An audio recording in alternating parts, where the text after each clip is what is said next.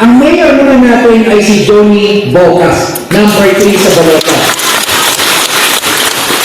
Tinanong niya ako, Congressman, hindi na ako tatakbo, pwede ba ako maging staff mo na lang sa Kongreso? Sabi ko, bakit? Mag-graduate na kasi ako. Mag-graduate na rin mo ngayon, bakit hindi ka tumaas? Para ituloy mo yung servisyo mo. Congressman, nakakahiya man, pero wala kasi akong pera, yung kalaban ko may pera. Nakakapagbigay siya ng simento, hollow blocks, bakal, panggawa ng lechon. But again, palakpakan natin yung gumagawa ng kasi maganda ang tumutulong sa tao. Yung nagbibigay ng hollow blocks, graba, buhangin, bakal, panggawa ng lechon, palakpakan natin kasi maganda ang tumutulong sa tao. Again, I commend him for doing that kasi yun ang gusto ko tumutulong sa tao at hindi naninira. Kaya okay yung ginagawa niya. Pero ang payo ko kay Vice Mayor Bocas, sabi ko, para sa akin, hindi importante ang pera. Importante yung puso mo magservisyo sa iyong bayan. Kasi kung marami kang pera pero wala naman sa puso mo magsilbi, hindi ka rin namin papakinabangan sa bugyas. Kasi if you want to serve, hindi batayan ang estado sa buhay. Naniniwala ba kayo? Parang hindi kayo gano'n kumbinsido. Siguro naisip na pag wala kayong pera, hindi kayo pwede maging congressman mo. Ngayon, ipapakita natin.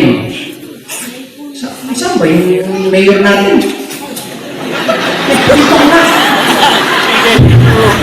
Kasi yung ilaw ko, maliwanag. Kaya pag tinitingnan ko, hindi ko makita. Tapos, pag nakikita ko si Councilor Danny, parang si Governor Douglas. Ayan. Hindi ko siya pinanganak na mayaman, pero gusto niya magsilbi. Alam niyo, para sa akin, hindi naman importante yung yaman. Sabi ko sa kanya, Mayor, maniwala ka sa akin, ipapanalo ka na rin. Alam niyo pa paano? Kumalaksak na kayo, hindi niyo pa alam paano. Sabi ko, alam mo pa paano? Tulungan mo ko. Naghahanap ako ng mga may sakit para ipagamot. Every time I pay out, para akong sirang plaka, paulit-ulit. Medical assistance. Mga may sakit, kaya natin ipagamot. Ang bayan.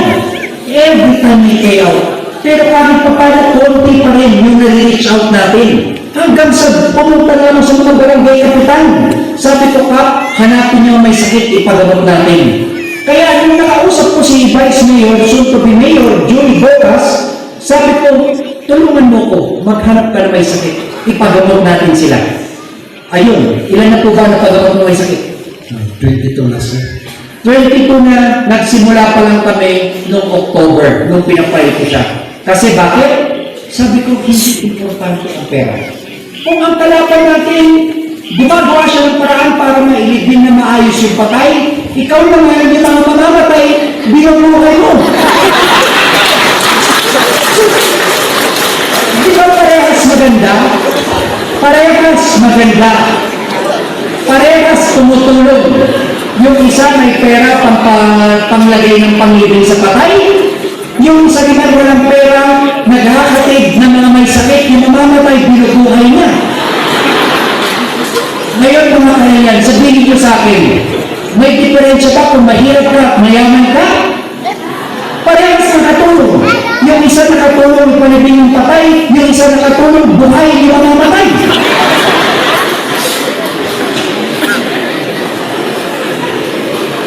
Alam niyo, yung puso ko, it goes for Johnny Bocas. Kahit balik-balik pa rin niyo ako, kahit pag binakang iboto niyo lang si Johnny Bocas, okay na sa akin naman. Saan ka makakita ng tao, siya pa ang nagdadrive sa may sakit?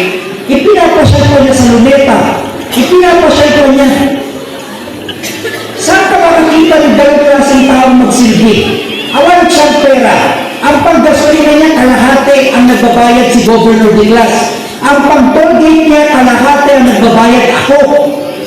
Ang pag-Jollibee lang ang binabayad niya. Kasi sabi ko, pakainin mo sila sa Jollibee. Sabi niya, oh, nagsasawa na sila, kaya minsan inasal naman. So, kaya nadudurog yung puso ko kasi yung isang taong walang pera, gustong magsilbi, ginagawa niya lahat para makapagsilbi sa inyo. Imagine niyo ang Johnny Bocas na may pera kung paano patutulong sa bulyas. Kung ngayon wala siyang pera, nakakatulong siya, 21 na ang napagamot niya, kinakatid niya. Alam niyo ba sino ang doktor niya? Mga barangay kapitan.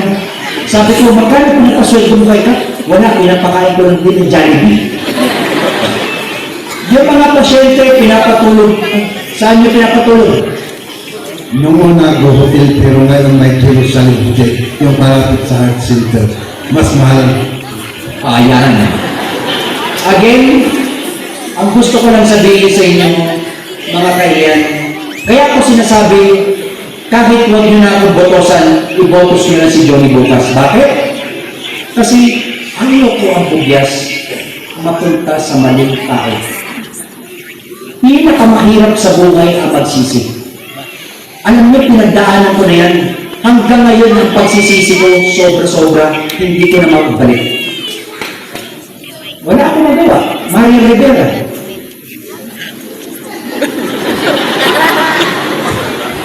Bakit kayo natawa? May period yun. Sinabi ko yung Maria Rivera, napakaganda. But again, totoo to, seryoso to. Ang pinakamahirap sa buhay natin yung may pagsisisihan tayo.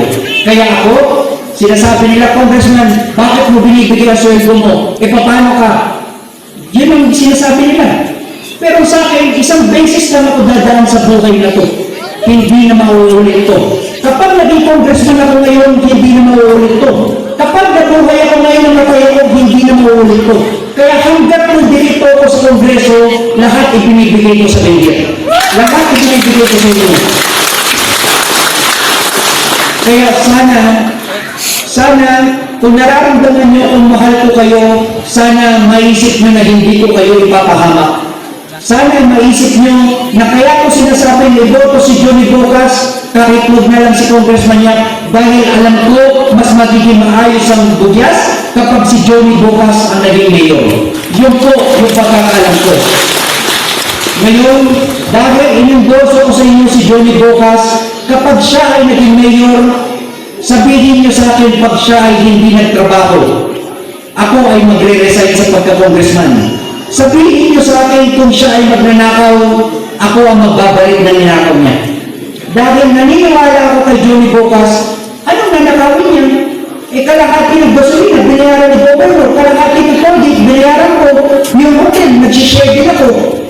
So, magkano ang sweldo ng mayor? Magkano ang nagastos mo sa mga pinagamot mo? Mura lang naman, 15,000 lang. 15,000. Pag naging mayor ang sweldo, 80,000. Bakit pa siya magnanakaw? Low maintenance ng si Johnny Bocas. May integrity na tao. Again, mga kaibigan, wala akong sinasabing masama sa ibang tao. Ang sinasabi ko lang, si Mayor Johnny Bocas, siya ang nakikita kong fit at makakapaganda at mas magiging mabuti ang bugyas sa kamay ni Mayor Johnny Bocas. Sana po mapakinggan niyo ko. Ipagpapalit ko po ang botos ko para sa botos niya. Kung mabalin lang. Kung hindi niyo gusto si Mayor Johnny Bocas, wag niyo kong ibotos niyo na lang siya. Kasi ganyan ako ka naniniwala sa kanya. Sana po maniwala kayo sa akin kasi mahal ko kayo, hindi ko kayo papahamak. Kung hindi ko kayo mahal, magsisilbi ba ako ng ganito sa bigay? Di sana kung hindi ko kayo mahal, copy-paste lang ang ginagawa ko. Alam niyo po yung copy-paste? Ika-copy mo lang yung ginagawa ng congressman, gagawin mo lang rin. Pero hindi. Inangat natin yung antas ng pagsisilbi ng isang congressman. Ang congressman niya yung kahit saan nakikita niyo.